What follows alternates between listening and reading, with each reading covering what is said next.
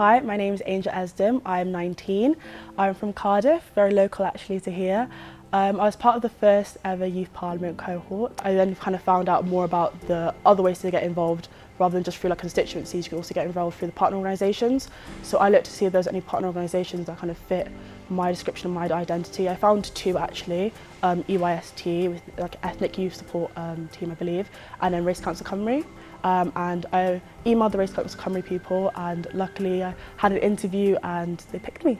That was very deeply personal to me, kind of seeing more about just not necessarily only my local community but also kind of on a national basis how it affects black people and how it affects ethnic minorities, their experiences living in Wales and being from underprivileged communities and backgrounds. Coming to Cardiff actually, originally came from London. I was born in London and everything, so it was quite a culture shock, some might say, because definitely I came from a very ethnically diverse community in London, and then coming to Cardiff. It was still diverse actually, surprised me a lot because there was definitely still more work to be done. And I think having the Youth Parliament there as a platform to kind of champion ethnic diversity and inclusion of all different types of forms, I think was really important for me and really made me feel as a young person represented within the Cardiff community and the Welsh community as a whole. I think we had a lot of big impactful moments as a Welsh Youth Parliament cohort. For me, on a more personal basis, I would definitely kind of go back to my 90-second statement talking about Black History Month, and I think it was perfect timing as well with kind of the Black Lives Matter protest too coming alongside,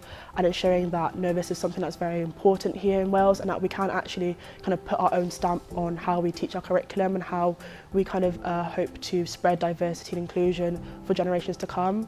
And then obviously it becoming actual legislation, I think, just showed that these MSs were listening and that they also see it as a valuable contribution to Welsh education in the long run.